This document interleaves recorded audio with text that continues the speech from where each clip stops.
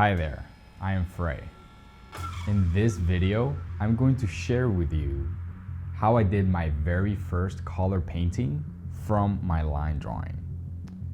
And in the process, I'm also going to share with you how I was thinking in the process, what I was feeling, and also what I learned. So I hope you enjoy the video.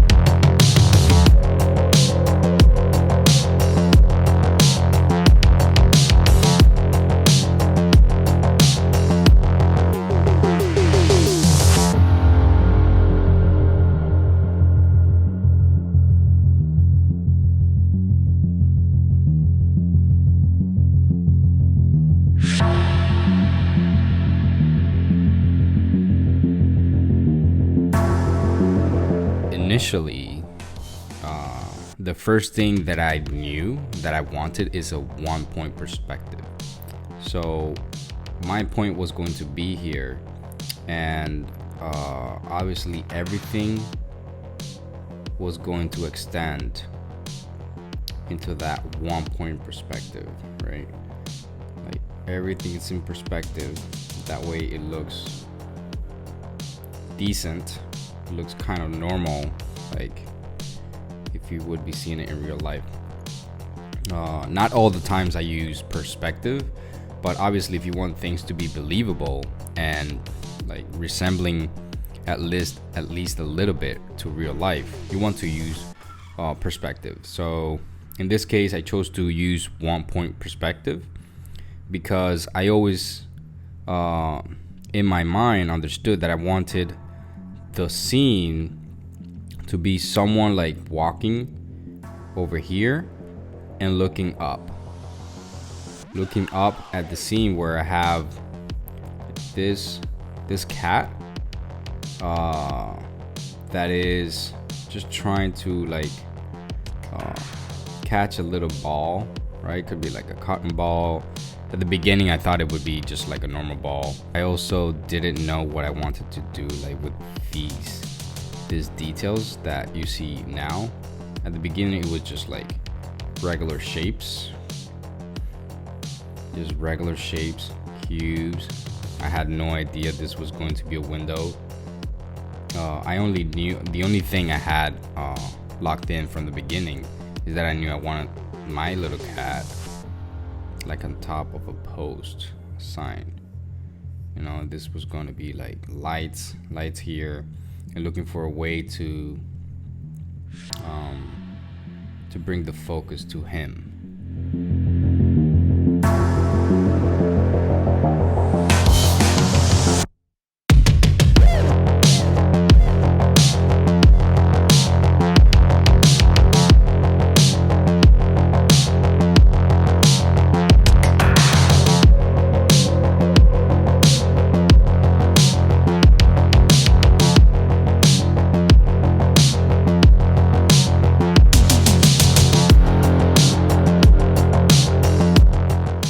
So initially I drew a cat from my imagination, and at least what I thought a cat was. So never feel shy to just look for reference to see how something is drawn.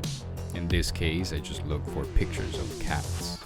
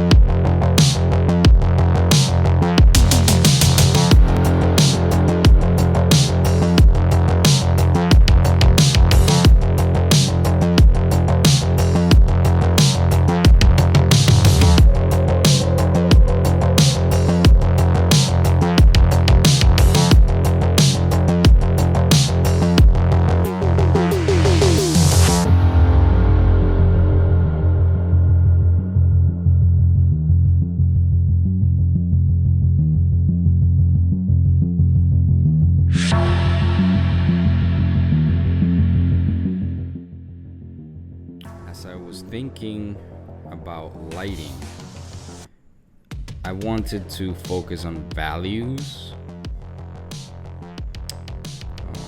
value painting first, because again, this is my first time coloring from my imagination. Because most of my drawings I do value painting, meaning only black and white.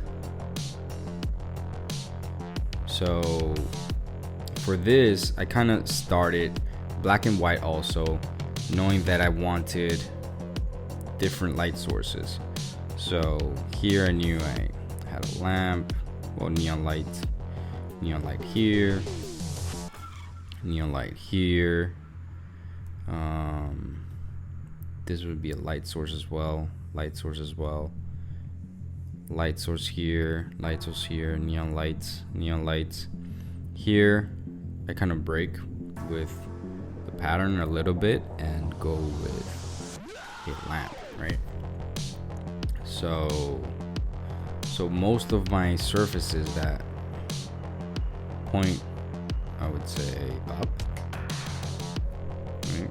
Most of my surfaces that point up or perpendicular, I don't know how you call that, but point up, they would be receiving less light, right, than this surfaces like this here. That, for example, this lamp might be hitting that wall, and even the light emanating from here would hit the wall, and then there'll be some bounces or hitting the wall here, and that bounce light hitting back the wall. So this would be more lit. So this would hit here, would hit here. Just light all these spaces. Maybe here would be like some shadows because of this thing here, right? Maybe this is in shadow here. And this wall here would be receiving light from different sources. So it would be receiving light from here, receiving light from this lamp, and receiving light from this neon light. So at the end, I have like 3 different colors here and here because it's receiving from different places.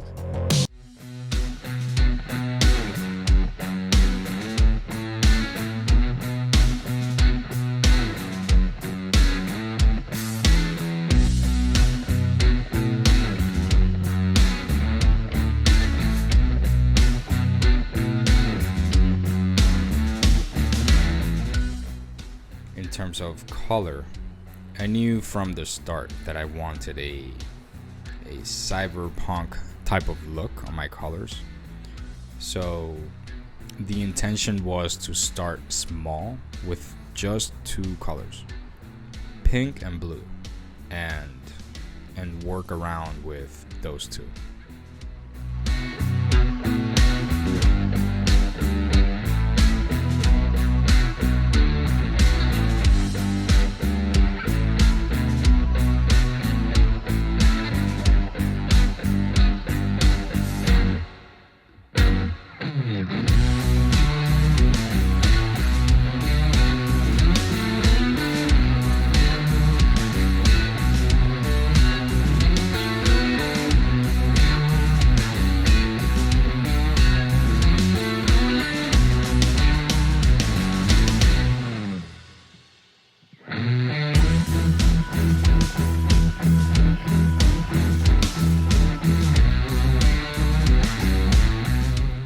Now, this is the time, or this is the part where I spent most of my time, because I was trying to make sure that all the colors, well, 2 colors that I was using, they had the correct values.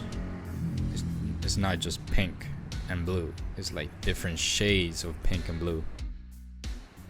I am going to cover that in the next part of the video.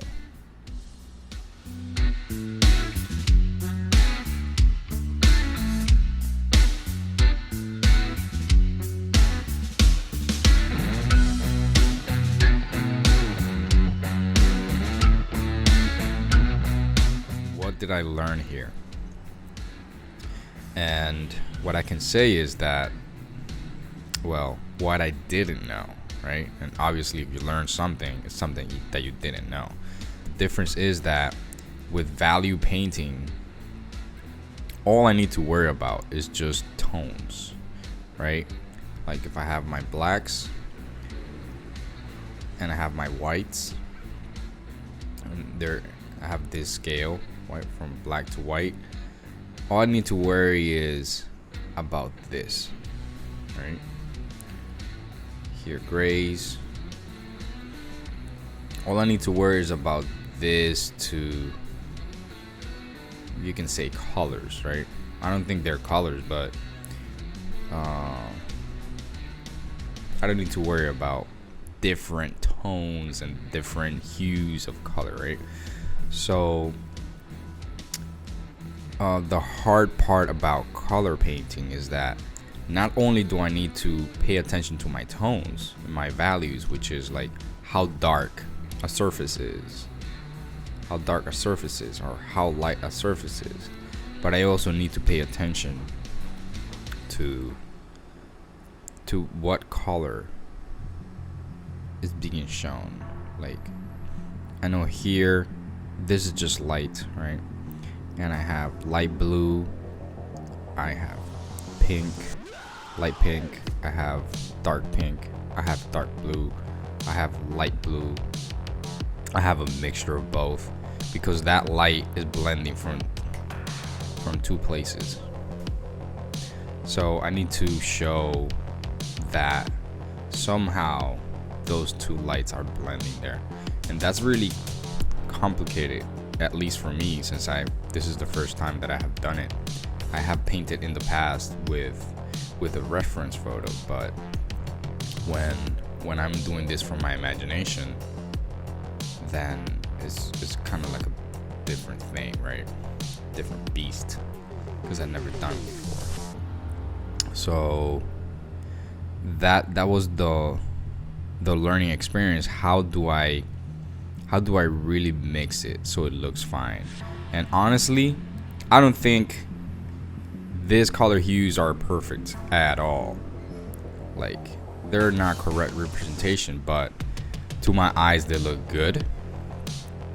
They accomplished what I wanted, and I mean, it's just a lot of trial and error. So I think I want to go at it again in a different painting. This time a painting without line drawings and everything, like more polished and finished, and see how it turns out.